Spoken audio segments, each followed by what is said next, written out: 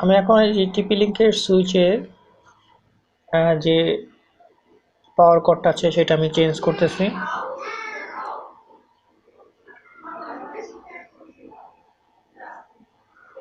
এখানে যে কর্ডটা লাগানো আছে সেটা হলো 5 ভোল্ট পাওয়ার অ্যাডাপ্টারের যে কানেক্টর আছে সেটা আছে লাগানো। আর এই কারণে এই বোর্ডে পাওয়ার পাচ্ছিল না। তো এই বোর্ডটা হলো 9 ভোল্ট 9 ভোল্ট সাপোর্টের 9 ভোল্ট সাপোর্ট দেয় এটাতে। তো 9 ভোল্ট না হলে তো এটা পাওয়ার পাবে না। আর এই বোর্ড থেকে যে আগের যে পাওয়ার কর্ডটা ছিল সেটা হয়তো নষ্ট ছিল। পরবর্তীতে আমি লাগিয়েছি এই 5 ভোল্টের।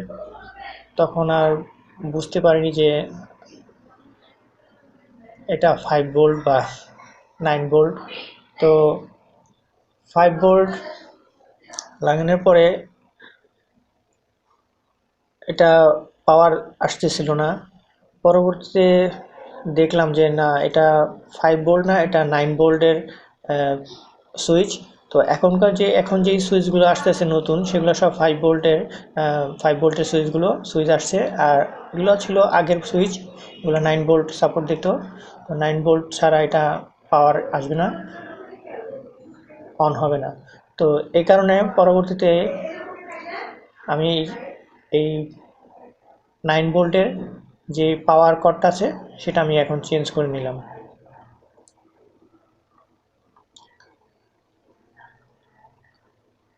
আর এই 9 ভোল্টের যে পাওয়ার কর্ডটা আছে সেটা আমি কালেক্ট করেছি আর টিপি লিঙ্কের রাউটার থেকে, যে রাউটারটা আমি কিছুক্ষণ পর সেই রাউটার সম্পর্কে বলবো কি হয়েছে রাউটারের সাথে। সেই রাউটার থেকে আমি জাস্ট এই পাওয়ার কর্ডটা খুলে নিয়েছি, নিয়ে এখানে কানেক্ট করে দিয়েছি। তো ভালো করে সোল্ডারিং আয়রন দিয়ে এবং সোল্ডার দিয়ে করে দিচ্ছি। আর আমার কাছে আসলে আমি এই যে সোল্ডার যে বিটটা আছে সেটা, সেই ক্লিনারটা আমার কাছে এখন নেই। ওই দেখুন একটা ছোট প্যাড আছে, ওইটা দিয়ে আমি কাজ করতেছি। এই যে যেটা আমি মুছতেছি। মার্কেটে গিয়েছিলাম, বাট আমি পাইনি বিট ক্লিনার। তো বিট ক্লিনার যদি না থাকে তাহলে বিট নষ্ট হয়ে যায় সোল্ডারে। তো এই কারণে আমার কাজ করা খুব কষ্ট হয়ে যাচ্ছে, এই আর কি। তো আমাদের কমপ্লিট হয়ে গেছে। এখন আমরা পাওয়ার দিয়ে দেখব পাওয়ার আসছে না। হ্যাঁ, পাওয়ার এসে গেছে, তার মানে এই সুইচ ওকে হয়ে গেছে। তারপর সম্পূর্ণ ওকে আমি এখনও বলতে পারছি না, কারণ এটা আরও চেকিং বাকি আছে। সেটা হলো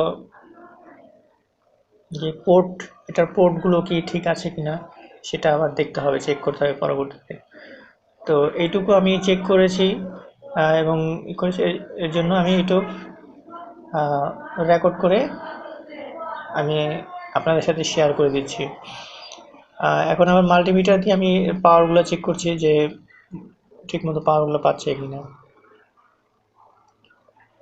তো কিছু কিছু জায়গায় ভালো ঠিকমতো পাওয়ার পাচ্ছে।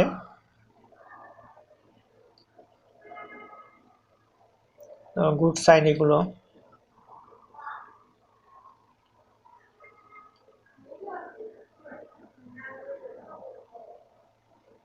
আর চিপের আশেপাশে আমি তেমন টুকটাক পাওয়ার দেখতে পাচ্ছি।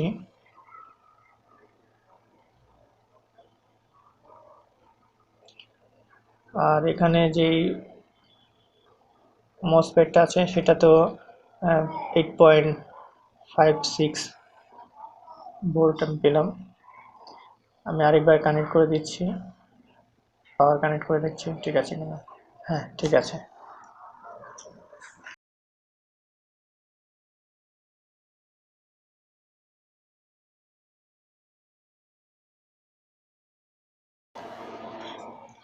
এখন আমাদের হাতে যে বোর্ডটা দেখতে পাচ্ছেন লজিক বোর্ড, সেটা হলো টিপি লিঙ্কের রাউটার রাউটারের লজিক বোর্ড।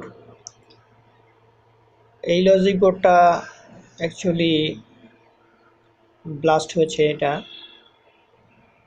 তো দেখুন এখানে কালো হয়ে আছে কিছু জায়গায়, আর পিছন দিক দিয়ে দেখুন এই জায়গাটাও ড্যামেজ হয়ে গেছে। তো এটা মূলত পাওয়ার থেকে এটা ব্লাস্ট হয়নি, এটা হাই ভোল্টেজের মাধ্যমে ব্লাস্ট হয়েছে। এই ওয়ান পোর্ট থেকে যে তারটা আসছে, মানে ওই তারটা হয়তো কোনো কারণে হাই ভোল্টেজের সাথে কানেক্ট হয়ে গেছে কোনো না কোনো কারণে, তাই সুইচটা ব্লাস্ট হয়ে গেছে, মানে ওভার ভোল্টেজের কারণে, হাই ভোল্টেজের কারণে। এখন এই এটাও আমি শেয়ার করছি আপনার সাথে যে এটা রিপেয়ার করা পসিবল কি না। অ্যাকচুয়ালি রিপেয়ার করা পসিবল, সব কিছুই, কোনো কিছুই ইম্পসিবল নেই। বাট সময় এবং কিছু পার্টস এবং টুলস এগুলোর মাধ্যমে প্রপার রিপেয়ার করা হয়। তো সেরকম টুলস বা পার্টস আমার কাছে অ্যাভেলেবেল নেই এখন বর্তমানে। তো এটা যদি করা হয়, যদি রিপেয়ার করতে হয়, তাহলে এইখানের যেই ট্র্যাক প্যাডগুলো আছে সেগুলো আবার নতুন করে কানেক্ট করতে হবে। তারপরে এখানে যেই ট্রান্সফর্মারগুলো আছে সেগুলো আমাদের দেখতে হবে যে ভালো আছে কি না। তারপরে এখানে বায়োস চেক করতে হবে, র্যামগুলো, চিপসেট, এগুলো সব চেক করে দেখতে হবে। তারপরে বুঝতে হবে যে আসলে এটা রিপেয়ার করা সম্ভব। তো আমি এটা রিপেয়ার করছি না, আমি জাস্ট শেয়ার করছি যে এটা কী কারণে এটার প্রবলেমটা হয়েছে এবং কতটুকু ড্যামেজ হয়েছে সেটাই জাস্ট শেয়ার করার জন্য।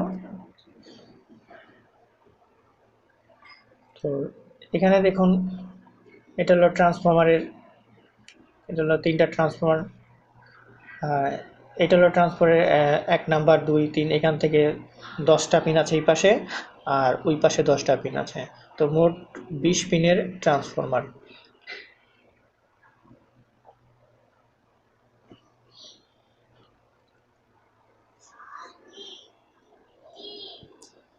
তো এই ট্রান্সফরমার আমরা চেক করে দেখব মাল্টিমিটারের মাধ্যমে।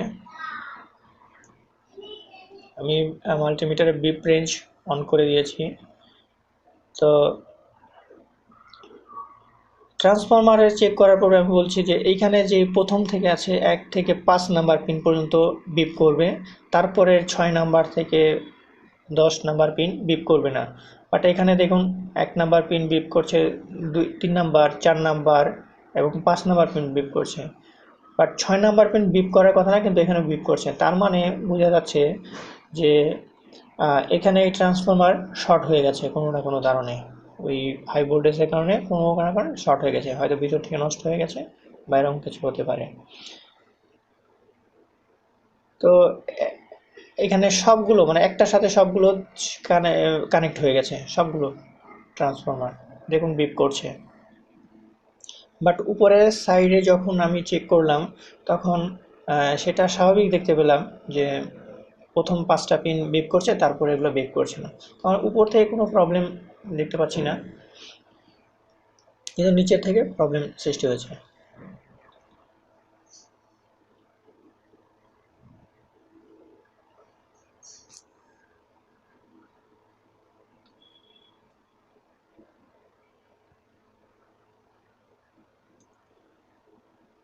আর যদি আরও ভালোভাবে চেক করার প্রয়োজন হয়, হয়তো দেখুন এখানে যে এখানে ভিতর সাইডে দেখা যাচ্ছে না, হয়তো এই ক্যাপাসিটারগুলো শর্টের কারণেও এই ট্রান্সফর্মার শর্ট হতে পারে, বলা যাচ্ছে না, কারণ এটা চেকিং করার বিষয়। আর ভালোভাবে চেক করতে হলে ট্রান্সফর্মারটা এই বোর্ড থেকে তুলে তারপরে চেক করলে বোঝা যাবে আসলে কি ট্রান্সফর্মারটা ভালো আছে কি না। তো অল ওভার বিষয় হলো এই যে চেকিং করার পর বোঝা যাবে এটা রিপেয়ার করা কতটুকু সম্ভব হয়। তবে বলা যাচ্ছে যে এটা ড্যামেজ হয়ে গেছে। আর কিছুক্ষণ আগে যেই আমরা টিপি লিঙ্ক সুইচটাই করলাম, সেই সুইচের যে পাওয়ার কট নিয়েছি, তো আমি এই টিপি লিঙ্কের এখান থেকেই আমি সেই এই যে এইখান থেকে পাওয়ার কর্ডটা আমি খুলে নিয়েছি, খুলে নিয়ে ওই সুইচে বসিয়েছি।